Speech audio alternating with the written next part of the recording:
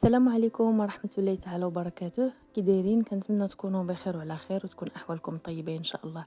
مرحبا بكم في فيديو جديد على قناتي وقناتكم وصفات من مطبخ مريم ميريز كوكتوب. الفيديو ديال اليوم ان شاء الله غنشارك معكم هاد الطورطة اللي كتجيب طبقات بالخوخ، كتجي باردة ومنعشة، تصلح في هاد الحرارة. فإلا عجبتكم الوصفة ديال اليوم خليكم معايا حتى لاخر الفيديو، ما تمشيو فين. ولا كنتوا اول مرة كتزوروا القناة ديالي، مرحبا بكم والف مرحبا. ما تنساوش تدعموني بانضمامكم للقناة وبتفعيل خاصية الجرس، وبطبيعة الحال إلا عجبكم الفيديو خليو لي لايك. نبداو بالطريقة والمقادير، وكما عودتكم دائما في المقادير غنخليها لكم مكتوبين اسفل الفيديو في صندوق الوصف.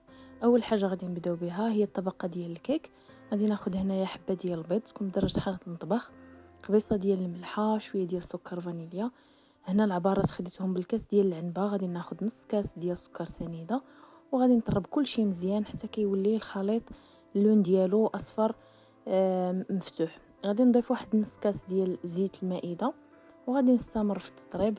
غادي نضيف نص كاس ديال الحليب، ومن بعد غادي نضيف الدقيق. بالنسبه للدقيق انا احتاجيت الكاس ديال العنبه ديال الدقيق الابيض، اي ما يعادل 100 غرام. وغادي نضيف كيس من الخميره الحلويات من فئه 8 غرام. غادي نخلط كل شيء مزيان حتى كنحصلوا على واحد القوام ديال الكيك ما كيكونش ثقيل بزاف وما كيكونش خفيف بزاف على هذا الشكل هذا. هنايا خديت هذا القالب اللي تيكون على شكل قلب، غلفته بورق الطهي ودرت ليه ورق الطهي كذلك من التحت.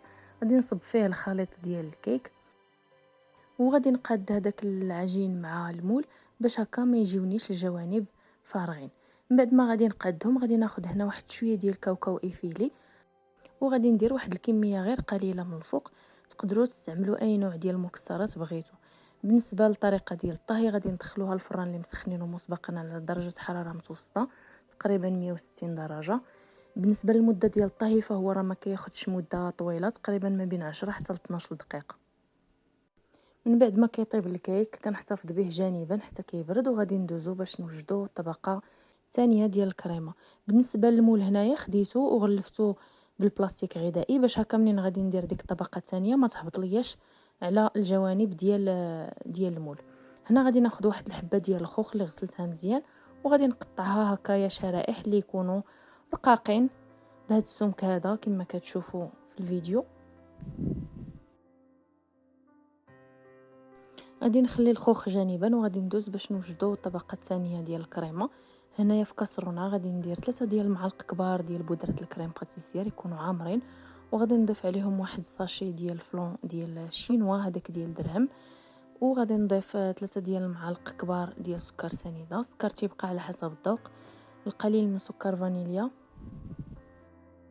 وغادي نخلط كل شيء بنص لتر ديال الحليب. غادي نخلطو كل شيء مزيان على البارد حتى يذوب لينا هذيك البودره ديال الكريم باتيسير والسكر، ومن بعد عاد غادي نديروه فوق عافيه مهيله مع الاستمرار في التحريك حتى كنحصلوا على واحد الكريمه ثقيله. من بعد ما كتوجد لينا الكريمه غادي نضيف واحد العلبه ديال ياغورت بمذاق الفاني، وغادي نخلط كل شيء مزيان. غادي نديروا الطبقه ديال الكريمه فوق الطبقه ديال الكيك، ونحاولوا اننا نقادوا لها الوجه ديالها.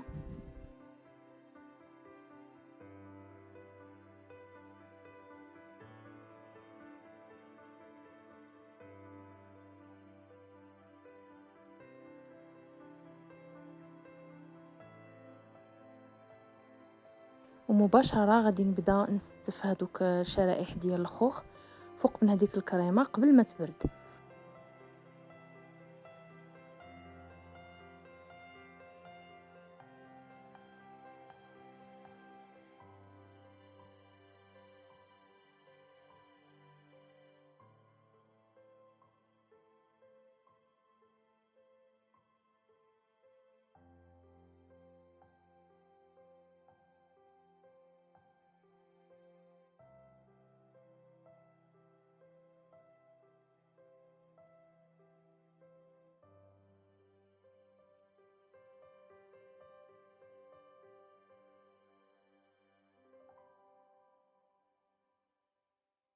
من بعد ما كنستفو هذاك الخوخ من فوق الكريمه غادي نخليوها جانبا على ما تشد راسها. من بعد غادي ندوزو للطبقه الاخيره.